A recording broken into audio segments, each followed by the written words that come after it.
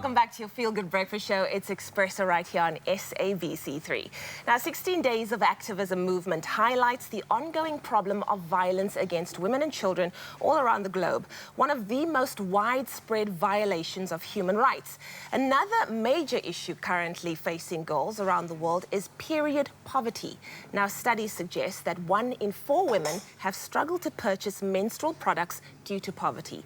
Worldwide menstruation is among the leading causes of absenteeism from school. So here to talk to us about the sanitary product problem in South Africa, please welcome former nurse and psychologist Lemeez Gasant, and later we'll be chatting to artist and activist Samantha Morena Bekebeke, who will talk us through her sanitary pad drive. So good to have you on the show, Lemeez. It's nice to be back. Oh, it is so good to have you back, looking beautiful in blue. I mean, we first want to start with the stigma that is around menstruation. Why is such a natural thing such a taboo in society? Yes, it's actually a very interesting question. You know, when we start to use euphemisms like anti-flow and the stum of the month, and it's hard to talk about it, and it's been coming on for centuries, and not only in South Africa, all over the world, different cultures. And so, yes, things were put in place to protect women, but I think then it gets distorted. You know, because if you have your periods, you're the weakest sex, so they make allowances for you. And then after it becomes totally distorted. And so there's a lot of shame. And so depending which book you're reading and which research angle you're coming from, so they will say, am I allowed to say this on TV? Yes, yes. That there are men who are envious of women who can have periods and have babies. And so they sort of blame years ago for bringing about this, so shaming and putting women in their place. And so it's been with us for so long. But just think of a 10-year-old girl who starts to menstruate and the others are not yet. So she's hiding that and she feels very ashamed of her body. And so we're not encouraged to talk about this. It breaks my heart that, you know, at this day and age, this is still such an issue that, you know, young girls and women feel shameful about something that is absolutely natural and so necessary, you know, as to be a woman. But let's talk about period poverty. You know, when a girl doesn't go to school, because she isn't able to afford sanitary products. She doesn't want to bleed on her school uniform in front of her friends. What is the psychological aspect, or rather impact, on a young girl when that happens? For girls, I mean, besides the shame and having to miss school. So it will affect your self-esteem, it will affect your self-confidence. So, and you're also missing such a lot of school, so now you fall behind with schoolwork. And so it can have, like the girls that we deal with, they have anxiety. And so teachers put so much pressure on children. We're not asking, how are you? And what was the reason for being absent? It's always, you know, we're pushing the schoolwork and we're pushing academic achievement. And so the psychological effect of that will have a knock-on effect. So you are starting with shame and then you're being blamed. So you have anxiety and then you miss school and eventually it could lead to dropout. Teenage pregnancy, you know, mental issues later on in life. And of course, then you're very vulnerable and you could end up in an abusive relationship. So it has a wide knock-on effect. Yeah, it's a ripple effect. Because I remember when I started, I was so scared. I thought I did something wrong because I was so young. And I was so scared to let my parents know, my aunt know, and I was away from home. And I'm just like, did I do something wrong? It's painful, it hurts, and what do I do now? So then how do we accommodate, like, from a young age to tell young girls that, hey, it's natural, expect this? You know the big boo-ha right now about life skills in schools. A lot of it is not true. But if we're allowed to teach girls very in a common sense way that this is your body, this is how the body functions, you know, and this is what you can expect. And for some girls, it comes much younger than the expected age for adolescence. And it's all part of it. And we openly talk about it. And parents talk about it. But, you know, in households, and I mean, if I think of in the areas in which I work, the houses are overcrowded. And there's not even time to talk about this gently. And then there's a whole lot of other siblings, and so you get teased. And if you don't have, I mean, you spoke about the poverty, if you don't have the finances to buy the resources, so you're not using sanitary towels, so what are you using? So I've heard of people using, can I say this, brown paper, newspaper, nappies.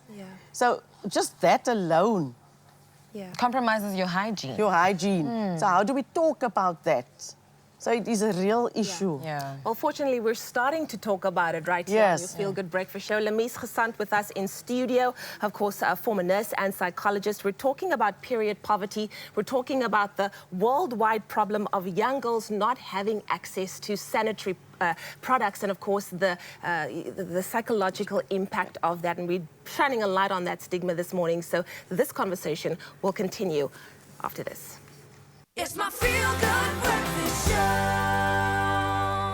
Welcome back to your Feel Good Breakfast Show. It's a beautiful Tuesday morning. Now, before the break, we were talking about all things sanitary, or rather menstruation around the world, especially addressing the problem in South Africa. On the couch, we are joined by former nurse and psychologist Lemeez Gasant, and we continue the conversation to also hopefully address the problem of sanitary products in South Africa.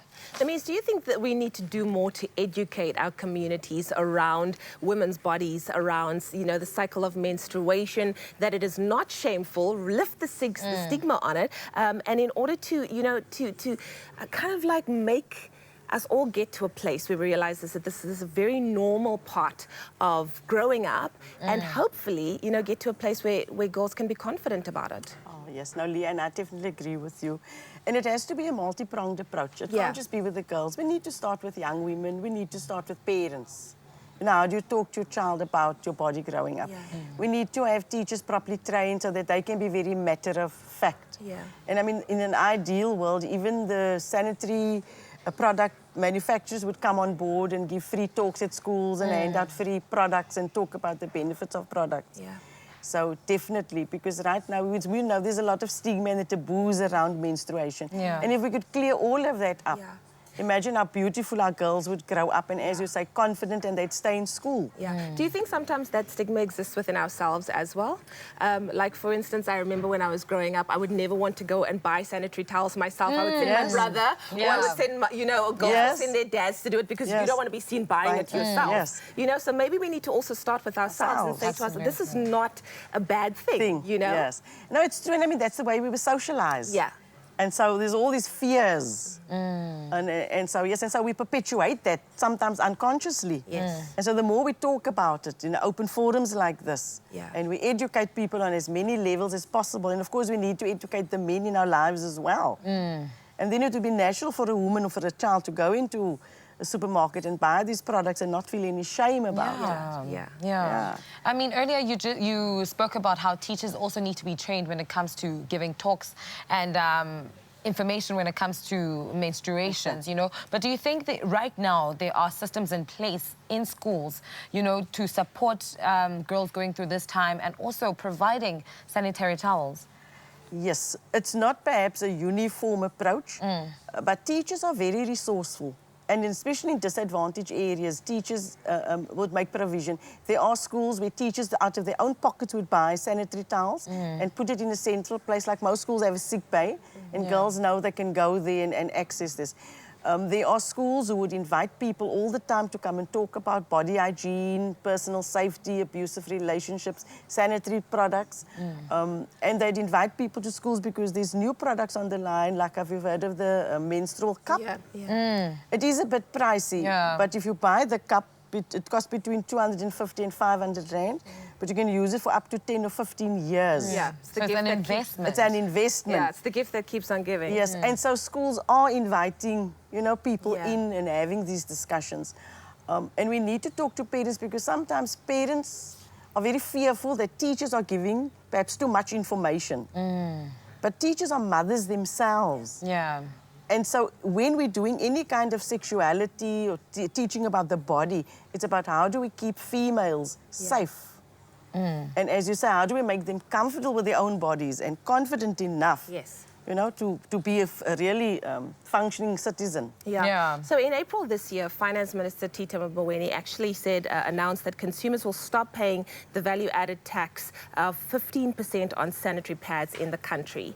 Do you think that this is enough? Because I feel personally that pads should be free.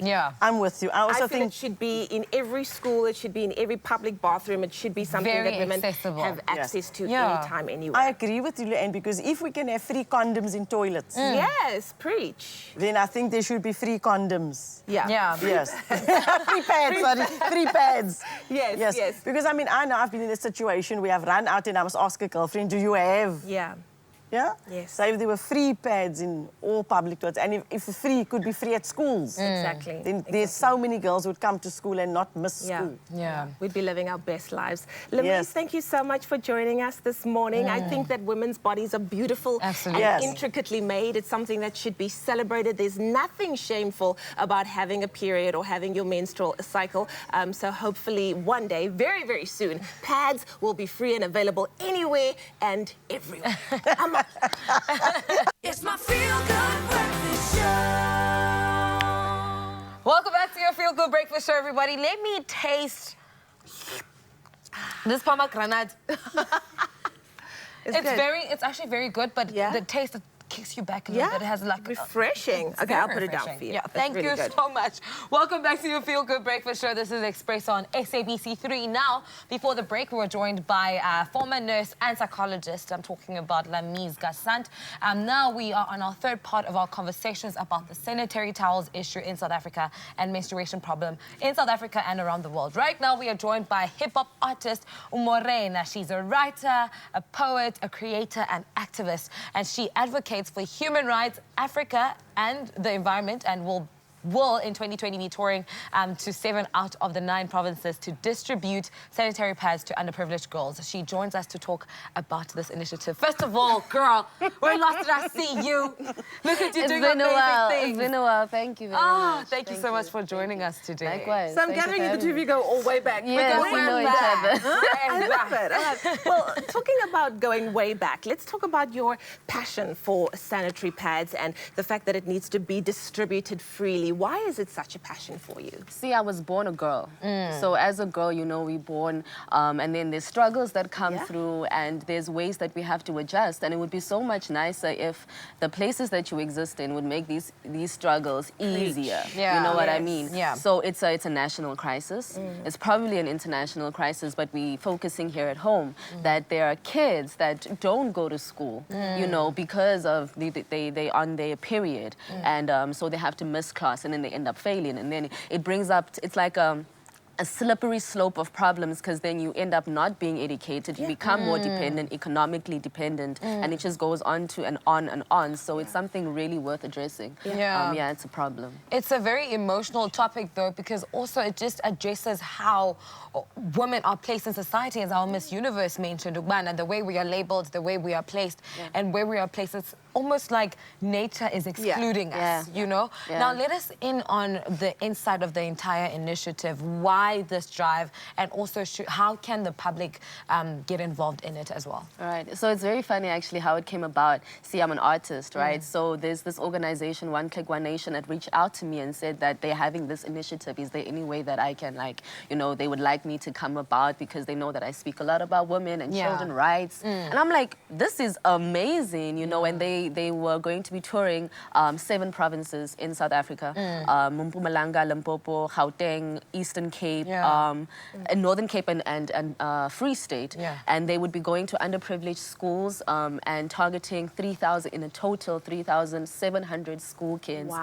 Giving them sanitary towels, socks and shoes in order to start off the year 2020 with some self-confidence, because we know that when you don't have, you lack self-confidence, and the journey to the end of your academic year is going to be troublesome. So I hopped onto this initiative because it's such a brilliant, brilliant cause, and it's so much in line to, you know, where myself as an artist, where I see myself going, you know, giving back to who I am, young girls, you know, making their lives somewhat easier. So it's very important. So I hopped onto this, and so next year we'll be touring. And how the public can get involved is it's open donations that you can do for those particular products that I mentioned. And so in every province that you are located, there's the drop-off points that you can go to. You can give off those items, or you can actually contact the organization itself directly and then make contributions where you can. That's powerful. That's powerful. The things that should be part of our basic rights. You know, we take it for granted on a daily basis. So thank you so much for doing that. But you're also an artist, a writer, poet, a creator. What can we expect from you in the near future? Ow. I'm very, very excited. This is actually the year that I decided to just throw myself heading first for my music. What you can expect is more music. Like, I write music for the people. I don't write it for myself. I consider myself an activist writer in terms of my music. Like, there's always something that I'm trying to change, you know, feeling good, because sometimes, you know, music can shift you to the wrong mindset. Yes. So I'm going to be reaching out to a lot of people in terms of new music, putting it out there. Nice. For people to listen. We're here for new music. We're here for it. We're available. Thank you so much for joining us, Morena. You are doing incredible work, and we look forward to your work. From this music artist to the next Tabsy, who are you with?